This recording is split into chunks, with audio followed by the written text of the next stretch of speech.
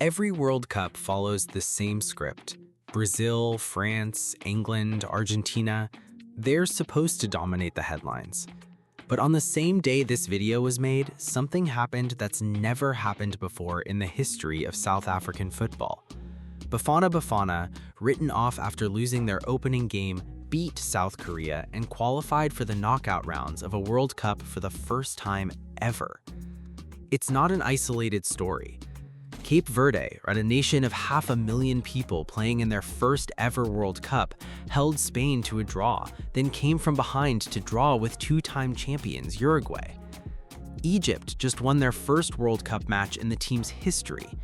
Morocco are already through to the knockouts, and with the group stage almost over, we might be watching the most genuinely competitive World Cup African football has ever had. Not because every African team is winning. Some aren't, we'll get to that too. But because for the first time, the continent isn't producing one feel-good story every 4 years. It's producing 5 at once. For decades, African football lived on potential. Every World Cup, there'd be a moment of magic, then an early exit, and the same conversation. Imagine if they had more time together. Imagine if they had European-level conditioning. Imagine what they could do with real support.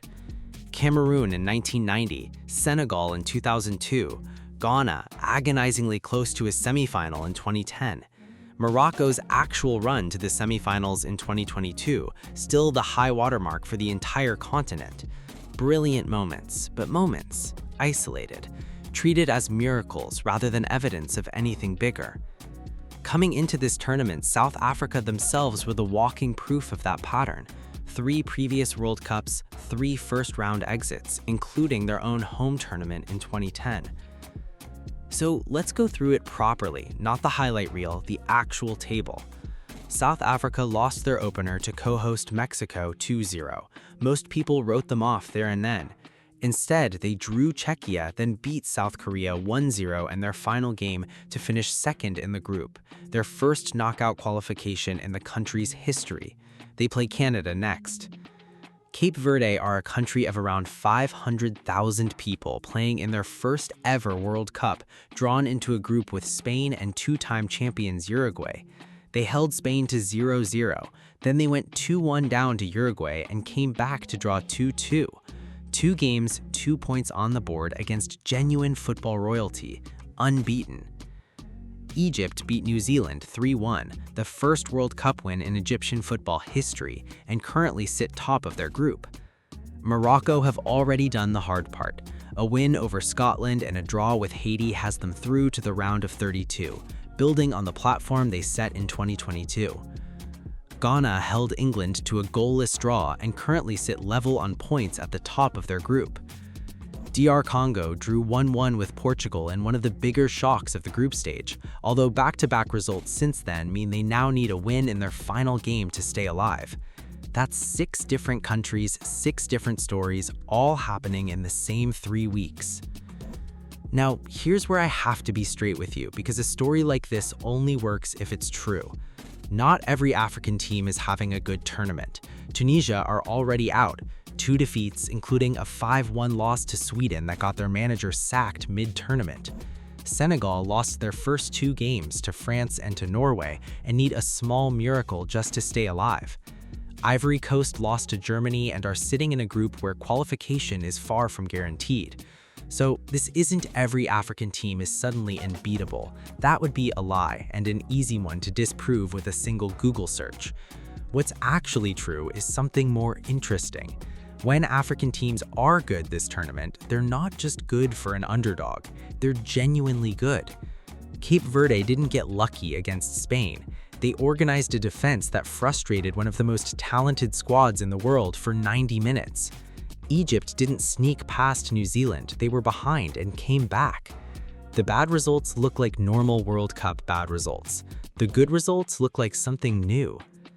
So what's actually changed? Some of it is structural. More African players than ever are developing inside Europe's top academies and leagues, which means better tactical education before they ever wear the national shirt. Some of it is psychological. Morocco's run to the semifinals in Qatar mattered for reasons that go beyond Morocco.